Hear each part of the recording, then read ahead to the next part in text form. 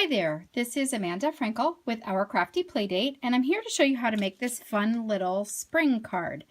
I saw something like this on Chris's blog, and she did a great job in making the card, but I wanted to see if I could reproduce kind of and show you how to do it too. So we're going to make this. It's going to be a little different than this because when I was using this paper, I ran out, sadly, but I can show you how to make some more. So let's move on. By the way, it's got removable seeds here for spring, so it's a perfect little spring card. Okay, and you can find seeds just about anywhere at your local hardware store. They're not that expensive, and you can match them to the color of the card that you're going to make, the flowers you're going to use. It would be a really adorable in Calypso coral with something like this too. So anyway, you can match them up, but we're going to get started.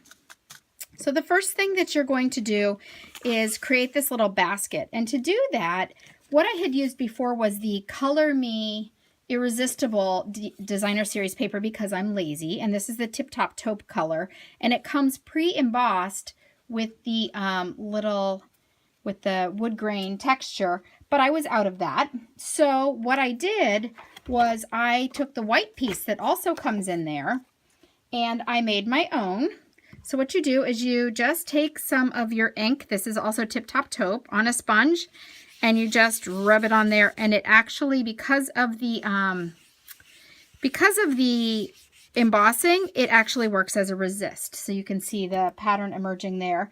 And after you've done the whole thing there, you just grab a paper towel or a tissue and wipe it off to make sure that you don't have ink up on the embossed part. Okay, so that's what I used this time. You need a 3.5 inch by 3.5 inch square. And then you are going to use your your berry basket die, and I will post that on the bottom here to let you know which die I used. But it's one of the big, heavy Bigz dies, and you're going to use that to cut it. And I'm going to show you. I'm going to show you how you go about lining that up. So here is the die. Here's what it looks like. And you're going to use the berry basket part, and you're also going to use this white part up here.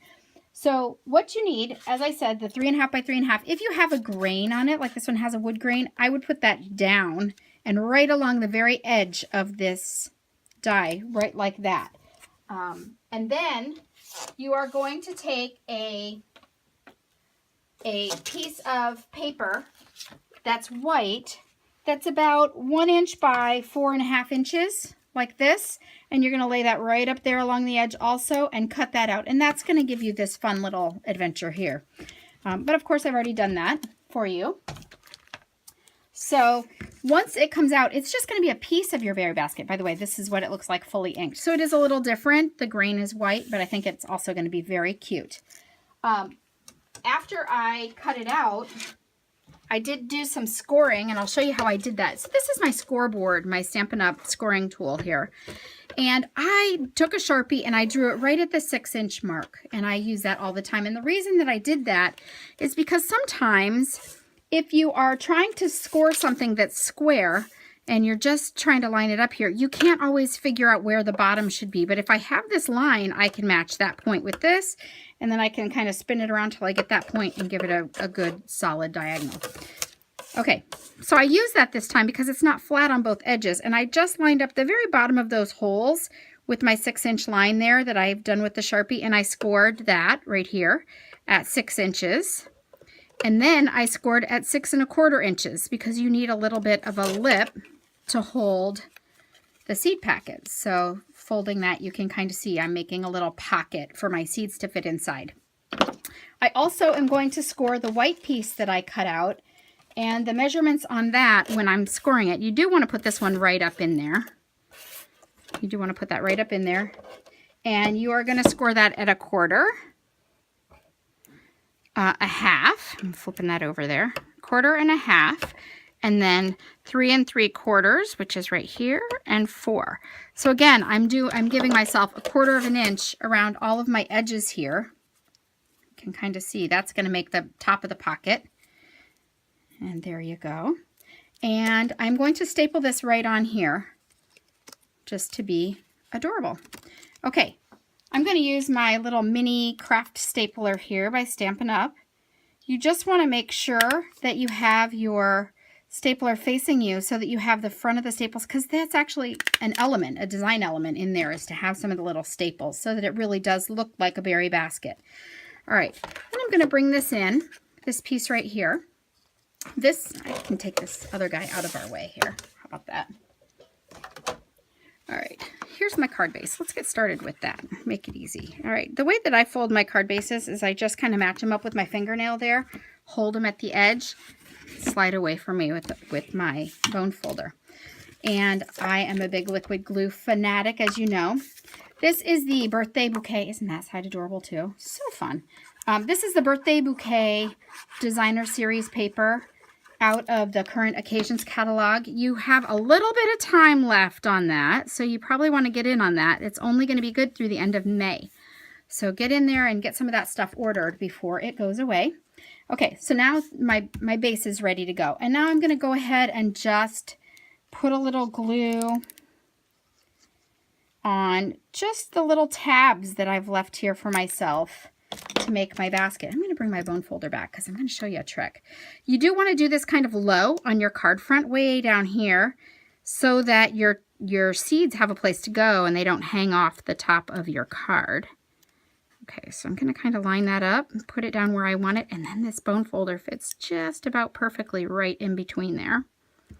You can see, and I'm kind of just holding it down a little for a second till the glue sticks. And the reason that I did this instead of snail is anytime you're doing something 3D, you want to make sure that you use a stronger adhesive than just snail so that it really gives a good grab on there. So you can use your tape or your glue, but you see how well that really worked. That's perfect. All right, the next element that I'm going to do is my seed pack, and I'm just going to grab one. How about this one?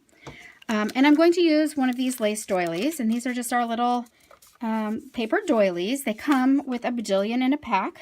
That would be 24 to be specific, but a bajillion works too. And a lot of times I just cut them in half, but you can go ahead and use a whole one because it's easy and fast.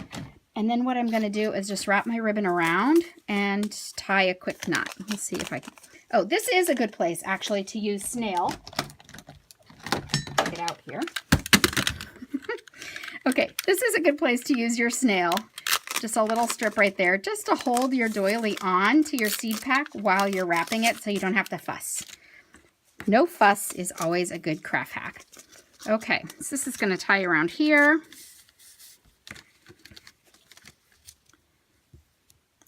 Up here. Make it as flat as I can. So just so you guys know, my hands are very useless right now. I got stung by a bee. That I am actually allergic to bees, and so I had this huge Mickey Mouse glove of a hand for about a week, and it's just relatively normal sized again. I just was able to put my wedding band back on, which is always good, although single life is pretty good too, I hear. Okay, so there you go. I've tied a little knot, cutting that off. Give it a little angle if you can. Good. Okay, so those parts are done. I've got my seed pack ready to go, and it's just going to slip right in there. There you go. Oh, maybe better. Now it's going to slip right in there. Make me happier. Yes, because you want it to show. Okay, so what's missing in my element here? I need my little flowers on the side here, and I need my little Hello Spring. So I'm going to show you how to do that cool Hello Spring that I just showed you. It is a die set. Framelit set, and it is the hand-picked set here, and this is the one that I'm going to use. These are adorable for word bubbles and all kinds of things, but they make really cute little garden picks. And I already cut one out. I just used Whisper White, but in order to make the Whisper White really pop off, because I put that in there and it kind of disappears, you can see how that one's on there. I'm going to use pink around the edge. Before I used green, but I am just going to use a really light touch inking with the pink. Ink pink for spring, right? And you can see that it really didn't give a lot, but it does make a difference when you hold it up against white. It doesn't just vanish into there. It gives it a little more depth. And you don't have to go all the way down because that bottom of your pick is going to be stuck in your basket, so that's not a big deal. Okay, done. Now, to get the Hello Spring to fit on there, the Hello Spring is for the Crazy About You stamp set that I completely love. and you will too. It's got pretty much every word. So I could make it a happy birthday if I wanted instead of hello spring, or I could add a lot of things. Hello baby, miss you, whatever suits your purpose here. I'm going to pull these little guys off, and they're a little stained because I was playing and not cleaning when I should have been. And I'm just going to set them there as if it were going to say hello spring with the stamps perfectly, because perfect is just my middle name, you can imagine. Holy cow. There we go. And then I'm going to take my clear block and just push it down on top. Now I know for sure it's going to fit in there when I stamp. And I'm using Melon Mambo because who doesn't love that? And I'm going to just stamp. So ready, down, 1, 2, 3, lift. Perfect. All right, when I want to put that in the little basket, I'm just going to add a little bit of glue right here on the bottom of the pick. Stick it in there at an angle and push. And give it just to the count of 3 or 5 or something fun like that. And then I'm going to make my little flowers to go on my card. All right, so I've made a couple of these just to be fast, but I am using this little flower punch. They go everywhere. They're awesome. And I've popped out 3 for my card here today. To make them curl up a little bit, a really cute craft hack to make this, he's really flat. And if I put him on there, he's still going to be cute, but he's going to be flat. So I'm going to hold him with my fingers like this and just brush up. So you hold him kind of at the middle and brush up, and then he gets a little curl to him. He gets a little curve, and he looks a little more real. And once so I've done that for these other guys here. And now I just did that one in front of you. And then I would just pop up a little pearl on there. And I'm using the just the basic pearls here. We'll use this one here. Probably help if I put my glasses on, right?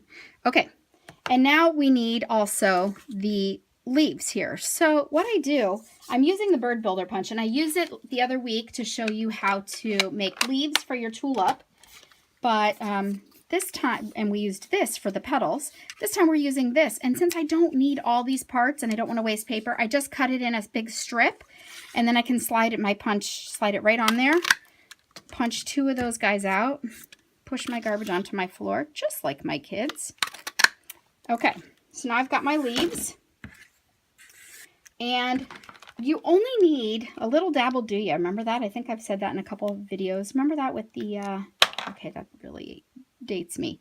But you just need a tiny bit of glue here on your leaves. You don't really need a lot to be over the tippity top because we're just going to fold them. I'm going to stick that on here and just fold it under. Who cares? It's going to still stick down because of the glue. I'm going to do the same with my other one. Stick that on there like that. Now, as I said, the bird builder is in the annual catalog, but you know, we never really know what's going to be retiring. So you may want to, if there's something here that you love, you may want to get in on it before it does retire. The other thing that's good to use for your flowers is just stick them on glue dots. And I had a roll here, but oh, here we go. A little roll of glue dots. And this is a great thing if you're a big punch art fanatic. I am. But sometimes I am working on a project and I have to take it with me because I'm off to karate or sitting somewhere. And I'll just stick a whole bunch in a row like this. And then I'll just tear off this strip that have the things I need on it, my little items. And then I can just pop them on when I'm ready. But we're ready now. So let's go ahead and pop these little flowers on here. We're going to put one up here, not over the staple because the staple's adorable. Tuck, tuck. And one here. And then I like to put one here like, oh, that just tumbled off my little stem. And there you go. There is your card. Thank you so much for stopping by. I hope to see you again soon. And I will show you another craft hack next Monday at Movie Monday. And until then, thank you for stopping by. Bye-bye.